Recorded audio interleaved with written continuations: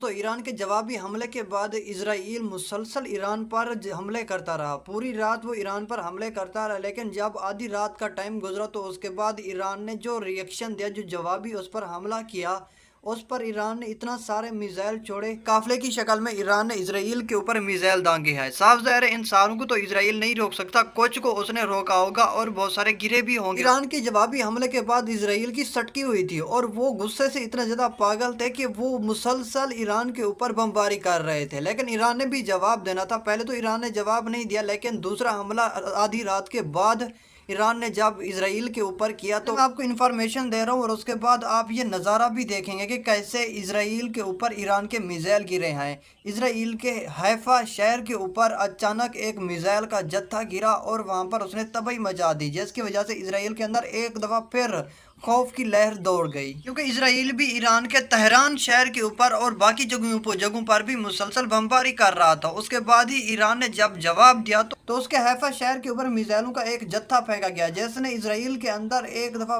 फिर तबाही का मंजर बना दिया। जब ये हमला हुआ तो उसके फौरन बाद ही इसराइल ने यह कहा कि उनकी ऑयल फैसिलिटी के ऊपर ये हमला किया गया है, क्योंकि ईरान ने एक बारिश की थी मिसाइलों की। तो अब यहाँ पर एक पॉइंट नोट कीजिए, इनको अपने ऑयल की पड़ी है और दूसरी साइड ये न्यूक्लियर वेपन्स के ऊपर अटैक कर रहे हैं। देखिए ऑयल ज्यादा खतरनाक है या फिर न्यूक्लियर वेपन्स। बस वही बात हुई ना, जब अपनी गर्दन पर जोर हो तब पता चलता है कि कितना वजन है ऊपर। अब देखिए वो मंजर जब ईरान ने इसराइल के ऊपर हमला किया और ईरान के मिसाइल इसराइल के ऊपर बारिश की तरह बरस रहे थे।